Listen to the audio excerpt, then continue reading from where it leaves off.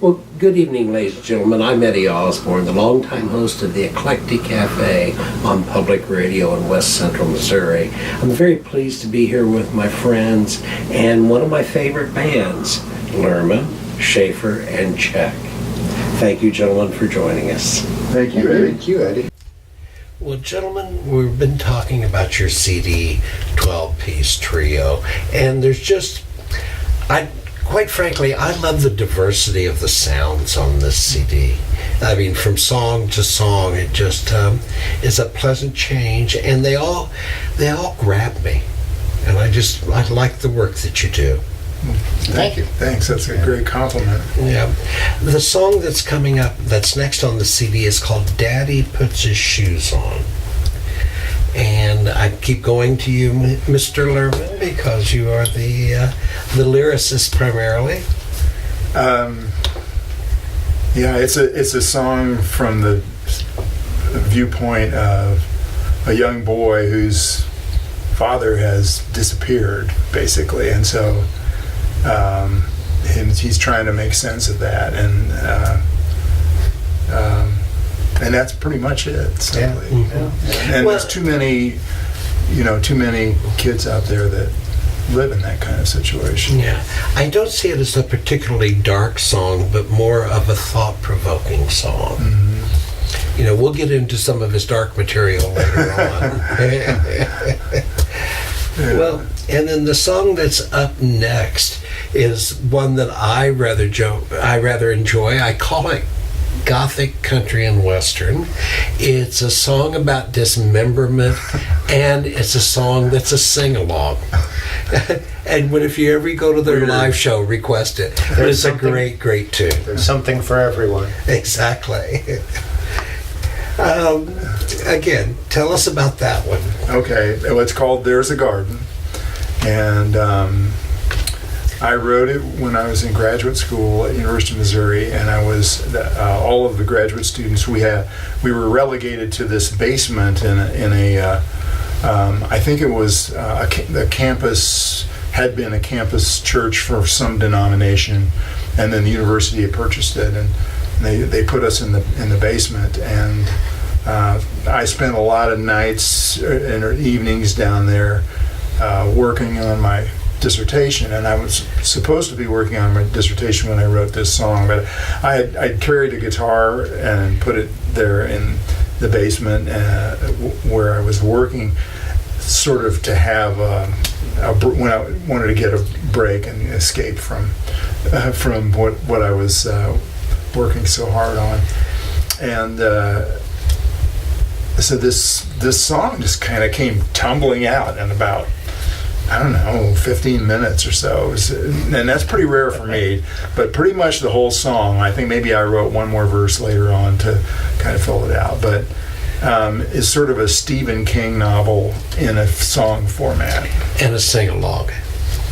We can't forget that. That's people. Yeah. Well, after I wrote it, I didn't play it for anyone for a long time because I thought, where did this come from? This is really this is kind of sick. I remember the first time I heard you play that song, you said, "This is not me." I do need to do some disclaimer on it, but yeah, it's. I was really kind of taken aback. My friend Forrest Rose, I played it for him, and well, he really liked it. And then I played it for some other people later on. They really liked it. And it came into this band is the first band that actually played it. And it was probably 10 years after I wrote it when we started playing it. And I was amazed that I thought people would go, ew. And occasionally there is somebody who goes, ew. But most people really thought it was a hoot. So it's a good word for it. It is a hoot. Well, and the instrumentation on that, again, is guitar. Are you playing an acoustic on that one, I think? I think dobro and harp, maybe. That's right. And then you on the stand-up bass. Yep. And we're going to talk about some of your other instruments here as we go along. And there's a song that we're going to close out this segment with, written from a historical perspective. in the 20s. Greenville Watched is the name of the It's song. about the Great Flood of 1927. I read a book about it, and it was a very vivid description of the sociological effects of this flood and on racial relations in Greenville, Mississippi, as a result of that flood. And the black folks from the town were impressed to fill sandbags and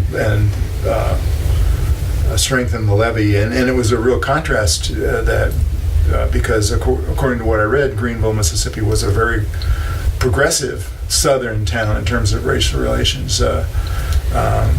Black folks had their own businesses, and it was very economically prosperous. But when the floods came, sort of the old prejudices arose, and so that's kind of what the song is about. Well, and I think sometimes songs make us tackle things that are not necessarily comfortable. Yeah, I think that would be the case for that tune. It's a song that'll make you think.